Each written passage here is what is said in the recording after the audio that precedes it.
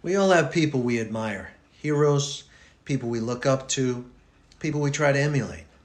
At the All Knowing, we look into people's personalities by using different systems such as numerology, astrology, and life charts. A deep dive into persona, if you will. It is our hope that we can help break down what makes a person, who they are, their traits, their actions, and their possible beliefs. And in doing so, help you understand if you have those similar virtues. Thank you for watching and enjoy the show.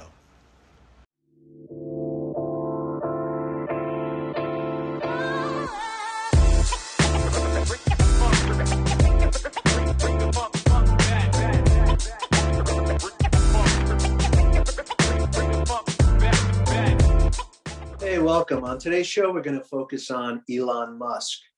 He's currently the richest man in the world. He was the owner of PayPal and currently of Tesla, Starlink, the Boring Company, and now just recently acquired Twitter. Our reader, Joseph Ross, will break down who Elon Musk is, what his traits are, and what makes him tick. Hey, Joseph, can you explain your methods?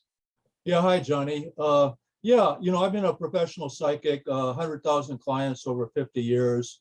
And what I do is comprehensive readings, including a lot of different systems. People are like in a temple with a lot of windows, so you can see them more clearly the more windows you have. And so I use astrology, palmistry, face reading, eye reading, Myers-Briggs, enneagrams, graphology. I've been doing all of these professionally for 50 years. Excellent, excellent.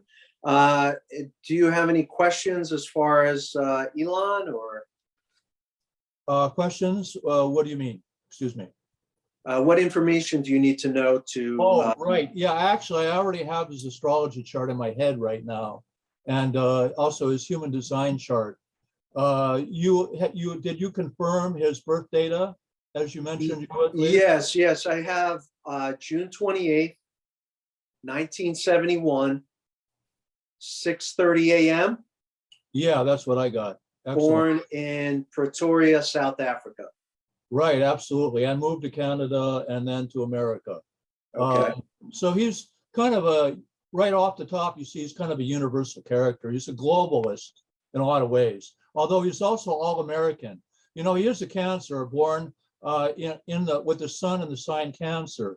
And that is also America, born July 4th, 1776. So there's something very all-American about Elon Musk. He's a kind of a charming, almost out of a Mark Twain novel or something. You know, a guy next door becomes super wealthy. And he has this incredible joie de vivre, this incredible love of life that you can see in him, where he is like a kid in a candy store.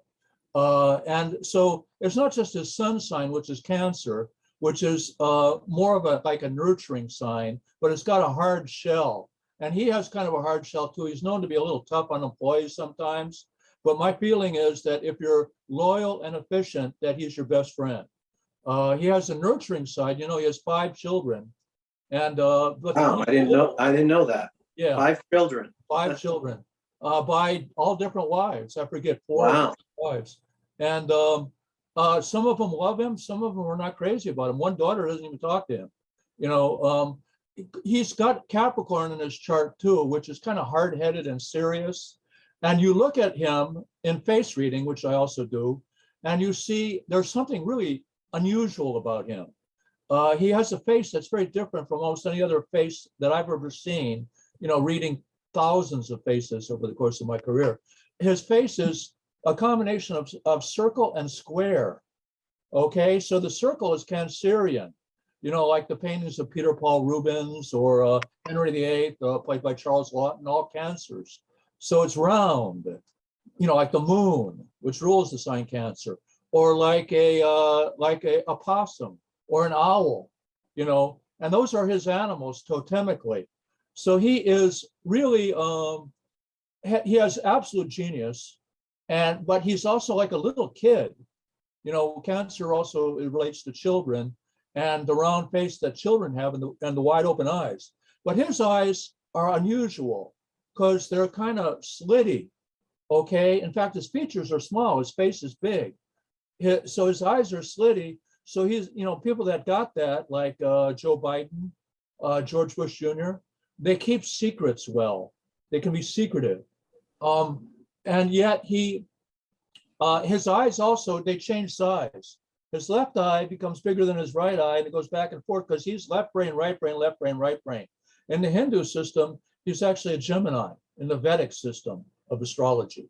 And so underneath his Cancerian guy next door, nice guy, kid in the candy store, a lot of fun. He's always smiling, generally. So he loves life and he loves doing deals and he loves exploring new things constantly. He's into every different type of business. He has degrees in physics and in economics. He was going to be in a doctoral program, but he was too busy making billions of dollars. He could probably have bought and sold the college, with what not a bad trade-off. Yeah, absolutely. An absolute genius, born in the year of the boar or piggy in Chinese astrology, which is the aesthete. He's very aesthetically oriented, very creatively oriented. He has intuitions that are very profound in the way that he looks at opportunities. He develops new things very quickly, and he has the guts to push them forward. He's a total adventurer. And the Enneagram system, which I highly recommend anybody interested in psychic stuff study Enneagrams. He is what we call my belief is that he's a 7 with an 8 wing. He's the enthusiast, which is the 7. A lot of creative people are that. And but with 8 wing, which is the dominator or the boss. So he's got a sweet meat, but a hard shell, speaking in cancer terminology. He's part Captain Kangaroo, in terms of being fun and childlike, but he's also kind of like other hard-shelled cancers, Julius Caesar, Alexander the Great, Henry VIII once again. So he's a tough guy, but he's also very sensitive, intuitive. The way he communicates verbally is a little shy at times. And, so he has been going through a lot of changes because he's coming out of his shell a little bit in terms of his social leadership ability in America. And you're going to find I believe he's being positioned and positioning himself for either political office or celebrity, maybe his own talk show, similar to Donald Trump. He is being positioned as a major American leader, but he's wild. He goes back and forth all the time because he's got what we call Lilith in Sagittarius. And most astrologers don't even know about that. It's very important. Dark moon Lilith in Sagittarius. So one moment he's like supporting global warming theory. The next moment he's saying the whole COVID thing's a racket. You never know what to expect from him. He shoots from the mouth. And I don't believe he has any sense of loyalty to any political party. Some people have called him a libertarian. That goes with his Lilith and Sagittarius. I think, kind of like Donald Trump, he's kind of like married to the buck. Not even just because he wants status, but he wants mobility. Elon Musk always is on the go. That's why he likes Tesla, sports cars that he designed. That's why he likes active computer games that he designed. That's why he likes SpaceX, which he, pioneered. That's why he sent 3,000 satellites orbiting the Earth, 3,000, doing 5G. Some people are concerned, is 5G harmful? Or is it a panacea for higher communications? He also developed Neuralink. While he went on the record as saying that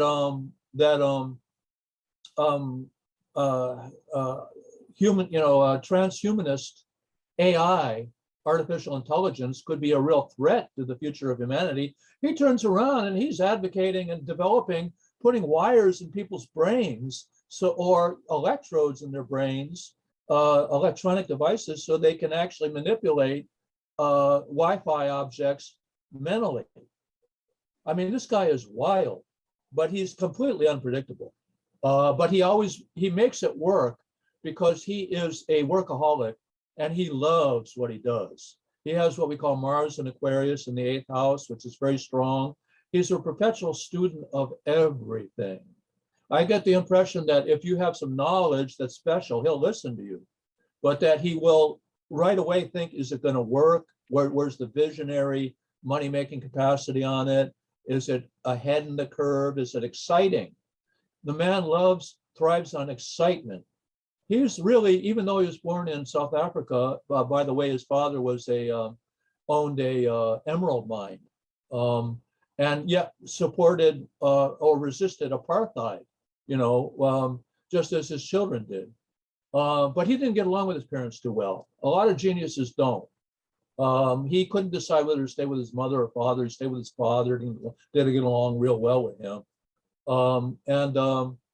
But you see, he is a self-created individual, and he's playing with the corporatocracy really well. I mean, he's a maverick, but he nonetheless knows how to intersect with the establishment extremely well. He's an absolute genius in finance, in terms of knowing how to take over a company, like he did with Tesla. He didn't develop Tesla. It was developed by Eberhard and I forget the other guy's name. And but in comes Elon Musk tippy-toeing into town, and before you know it, he owns Tesla. And so absolute genius, creative genius, an artist of what he does. You may have some questions, I'm sure, Johnny, or feedback. Well, in researching him all throughout his life, I mean, at 10 years old, he got into computers. He taught himself programming. I mean, he sold a video game when he was a teenager. I mean, you were right. At 17, he moved to Canada, graduated UPenn, and sold his first company for $307 million. So yeah, you're spot on with an achiever. What do you think makes him who he is? Like, why him? What separates him? What makes him the richest guy in the world? Excellent question. In my opinion, it's two things, and they may seem to be very different. And the second one may shock you. The first one is absolute love of life and business and art or creativity. The man is a born entrepreneur. He's like straight out of Mark Twain. He would have been Tom Sawyer, getting the kids to pay him so that they could whitewash the fence, So he loves what he does. But number two, and this is something that a psychic would see, it's a subtle vibe. There's a tremendous sense of fear in him. And the fear is of not surpassing his father, of not being great, of not making a lot of money, of not being the hippest guy in the world. I mean, this guy, Elon Musk, he named his children like Exa Dark, one of them, and the other one XA dash something. So he desperately wants to be hip and accepted. He wants to be loved. He wants to be admired. And that motivates, another cancer is Harrison Ford, who was asked, what does he use as motivation in his acting? He said fear. And you can see that in Harrison Ford. He's always kind of afraid the terrorists are going to kill him when he's president, or Right. mistakes, Right. So there's, a very strange, unique, it's actually shamanic vibration to Elon Musk. I believe his forebears came from Northern Asia and were shamanic, because he looks like a shaman.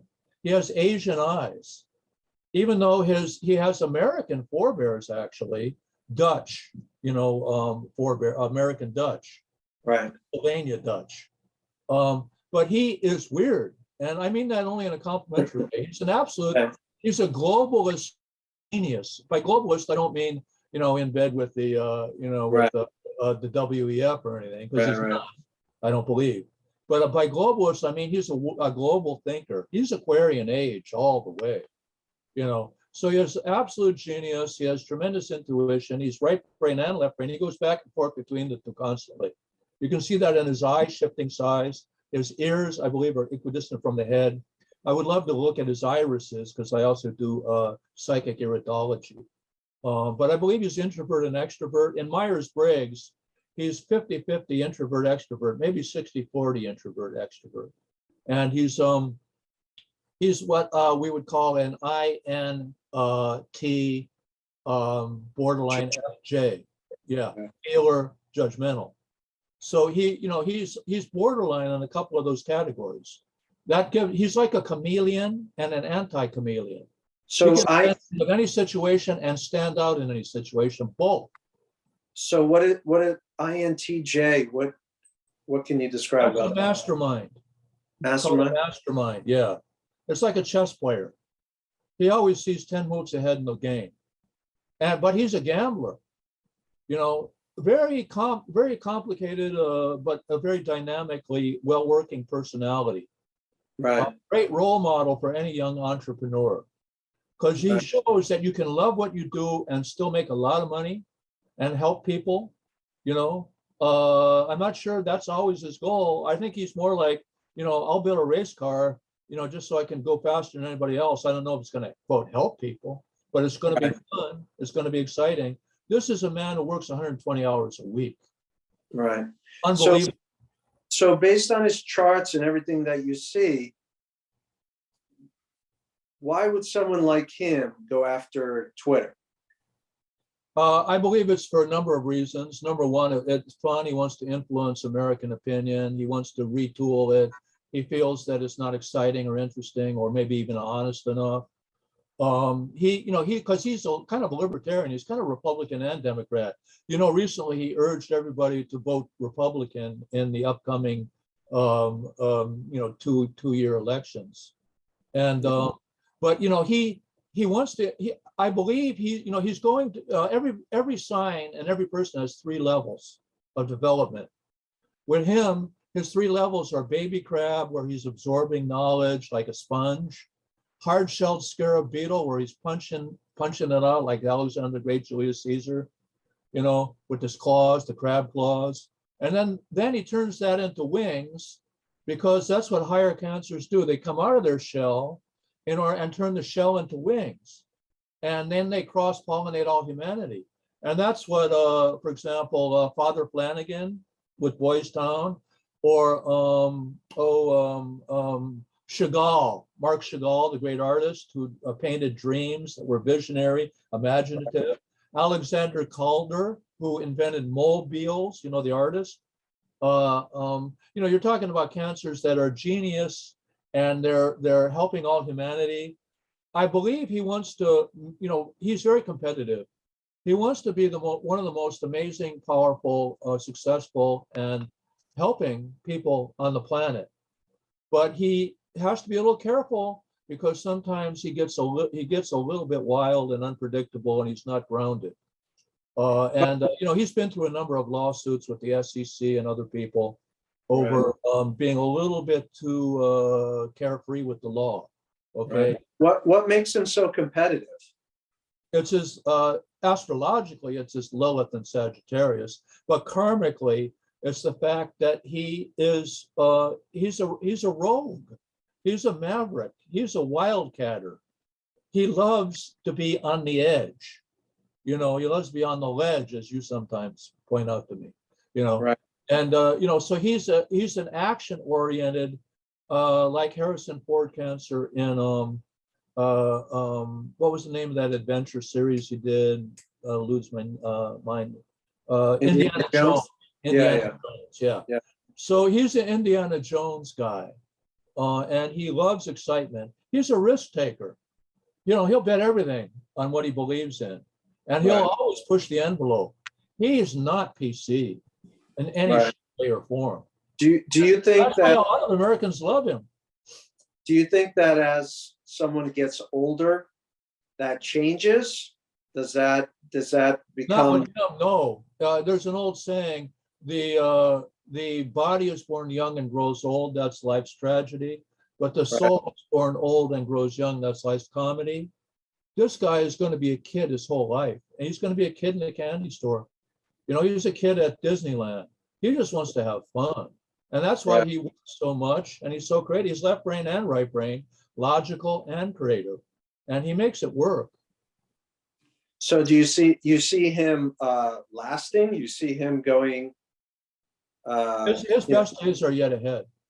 Oh, really? He will undoubtedly be involved more in media as a personality. He's a little shy. He doesn't have classic matinee idol looks, and I think he's very critical of that in himself. And he has been hanging around with a lot of new wave creative types, including Grimes, whatever her name is, who, he had 2 children with, Ava Exa Dark and XA103 or something. So, he really wants to be hip. It's funny. He's the richest guy in the world, or one of them, and he's like the hippest guy or the most sought after guy. But there's a shyness to him, which is very Cancerian. Right. He's a very sensitive person. And I feel he's just beginning to really come out of his shell as a human being rather than as a mogul. I almost see a little insecurity. What do you think about that? I absolutely agree. Insecurity of fear, as I mentioned. I think that, he's kind of shy. He communicates in kind of a little bit of a mumbling manner sometimes, he's not really all that boastful. Compare him to Donald Trump, who has Leo rising. You and I both have Leo rising, so we know what that's like. Like we wonder why God didn't have us around at the creation of the universe sometimes. But go ahead. So for Elon Musk, his sign is he's a Cancer. Yes. And his rising, Cancer rising on the cusp of Gemini, or Gemini rising on the cusp of Cancer. Okay. He's got Venus and Gemini in the 12th. So he's got Moon in Virgo, conjunct his part of fortune in the 2nd house. So the Moon in Virgo is a workaholic, very analytical, very detail oriented. So he actually is a micromanager. He even calls himself a nano manager. He's a micromanager and a broad visionary. Right. So, just a remark, he's like a dangerous entrepreneur. There's never been a greater entrepreneur than Elon Musk, and never will be, probably. Really? Yeah, no, he's the greatest. He's really the best. Wow. And so, like, going forward, you think a lot of contributions to society and being an asset to making, the planet about. Pardon me, most likely an asset, but I just hope that he doesn't get a little too crazy. Some people are a little bit too impulsive with his power, because a lot of people are questioning the whole 5G satellite thing. 3,000 satellites, 5G, is that to people potentially? I wouldn't be an honest psychic if I didn't bring that up. People are concerned about that, but I believe his heart is in the right place. I don't believe he's a stooge of any cabal. Right. I believe that he's basically a well-intentioned maverick and very all-American. I was talking about him being the greatest entrepreneur of all time. The only one who's comparable is another Cancer, John D. Rockefeller. So one of the greatest, American entrepreneurs who ever lived. And he started the Rockefeller Foundation, just as Musk has the Musk Foundation, where he does encourage inventive, creative, high-tech stuff. And, even though he was born in South Africa and raised in Canada, he's as American as it gets. He's more American than most Americans. And by that, look at America. Look what America's accomplished in 200 years, as an entrepreneurial power. And so, America, it was made for Elon Musk, and Elon Musk was made for America. Excellent. So the traits that really stick out for people watching are that he's an overachiever. What else? Hard worker. Creative genius, spontaneous in his visions, knows how to deal well with people. Almost any mogul will fire people, and he's actually fired whole divisions, when he was concerned about the economy and so on. So that's not going to make him a lot of points. John D. Rockefeller didn't win a lot of popularity with a lot of his business methods, but business is business. I'm not saying, you can't have a heart, but in fact, I believe he does have a heart. He has compassion. He's not in it just for the money. A really good book I always recommend to my clients is called The Normal Personality About People's Values. There's no value for money in and of itself. There's a value for status. I don't, which money supports. In other words, people don't think, oh, I just want a pile of money. Maybe some people do, but they think I want a Rolls Royce, or I want a mansion, or I want a yacht, or I want a vacation, or I want a hot husband or wife, And but you see the deal, I don't think he's status driven really, partially, but mostly I think he's fun driven. I think he just wants to have fun. I think he wants to have a hot car so that he can drive around and see things. This is a guy, when he was a little kid, he probably would have wanted to climb the neighbor's fence just to see how the cherries on their tree tasted. He's an adventurer, and he loves what he does. People who just want to make money rarely do. You have to love what you do, to make money at it. Right. That's wonderful. All right, great. I mean, beautiful profile on a very successful person. You really met the challenge, Joseph. Is there anything closing that you'd like to say as far as? Well, I would just counsel Elon Musk when he comes to me for an appointment. I would counsel. What would you tell him if he was listening right now? I would tell him, Elon, you're doing a fantastic job. Be careful about the impact of your technology on the human race. You're the best mogul who ever lived, but you don't want to go down in history as having caused a lot of unnecessary pain, suffering, or ill health with some of your technology. And I'm sure he's aware of this, but there's a little kid side to him that just wants to have fun. And we all have to be adults in this world to the extent that we care about our fellow human beings. Right. Excellent. All right. Thank you very much. I appreciate your analysis on Elon Musk. Thank you everyone for watching, and join us next time for our next illuminating guest. And hopefully we'll have Joseph back again to break them down.